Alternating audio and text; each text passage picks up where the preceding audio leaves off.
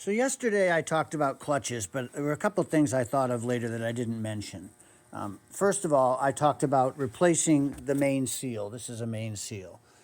What that does is it keeps the oil in the engine. We don't want oil into the clutch area, or I mean, the transmission has its own transmission fluid.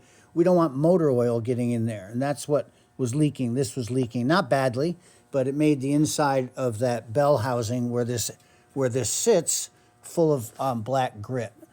What I didn't talk about was really how a clutch works. If you've got two, let me see if I can explain this simply and quickly. So that's a flywheel from a different vehicle. But if this is bolted to the engine, so while the engine is running, this whole thing is spinning because it's attached to the flywheel. The whole thing is spinning really fast. Whatever speed the engine's going, this is going. And then you've got a splined, see if I can do this. This is just a plastic thing. This is for aligning the clutch when you put it in. But you've got a splined shaft on the inside from the gearbox that then fits into that. And so as it's turning, then it's turning whatever in the gearbox. Now when I push on the clutch, I'm going to separate those pieces just a little bit, not a lot. Quarter of an inch is all it takes, just so that now you're in neutral basically. So if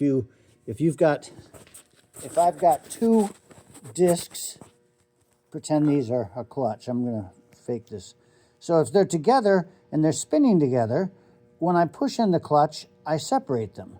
Now the engine continues to run at whatever speed it's running at, and this is coasting as I shift gears. And then when I take my foot off the clutch, they snap back together. And that's why we had to have this bearing, because as I said yesterday, everything's spinning. You don't want it to come together and go and try to stop and then start all over again. Instead, it picks up right where it left off because it's a bearing that spins and it's going the same speed as the others. So that's basically how a clutch works. Not much to it. I did want to mention the difference in different kinds of clutches. So that's a car or truck clutch, motor vehicle of full size. Here we have a motorcycle. I'm always working on something. This is a motorcycle clutch here. What you'll see in it are 1, 2, 3, 4, 5, 6. There's 6 plates in there. In between each one is a metal plate.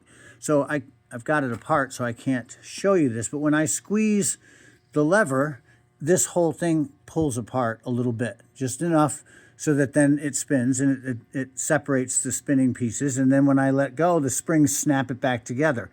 The reason that it's a different design is because motorcycles are much smaller, not necessarily less powerful, but the crankcase is smaller. I can't have a gigantic thing in there. I'm not using a foot pedal. I'm using a hand lever to squeeze it. And that moves this arm, which then initializes the clutch and so forth. So because it's got a lot of power, but it's a lot smaller in diameter, and we're looking at 5 or 6 inches in diameter, it's got multiple discs. This is also what's known as a wet disc clutch. When it's back together, oil will be in here inside this casing spinning around. So this works differently, but it's the same exact process. Now, another kind of clutch, I just happen to have all this right here because I've been working on 4 things at once. This is a snowmobile clutch, or what's called a centrifugal clutch. Different animal altogether. I don't shift gears. I don't push a pedal or squeeze a hand lever to open up a clutch and shift gears into the next gear. Instead, I want to just hit the gas and go, and the more I hit the gas, the faster it'll go. And the way that works is in here are weights and springs, and it's centrifugal. So as this spins faster, it pushes, this portion moves forward, and it, in fact, squeezes that belt tighter. So the belt, if you ever looked at a snowmobile belt, a lot of you guys snowmobile, I know, when you're just sitting there and you open the hood, like in your driveway, the belt's probably riding up here. But as I go faster, I'm sorry, I said it squeezes. It doesn't squeeze, it opens. As I go faster, as I kick it, then this opens up, the belt drops down, and now it's contacting here closer, and it shortens the belt and makes it go faster. I don't know how else to explain it, but it also has a clutch, a rear clutch, that is also moving in and out with the speed of the engine. So the belt, as it gets closer to the center and further out on the back, it's sort of like a 10-speed bike. It has changed the gearing, so to speak, because the ratio is different.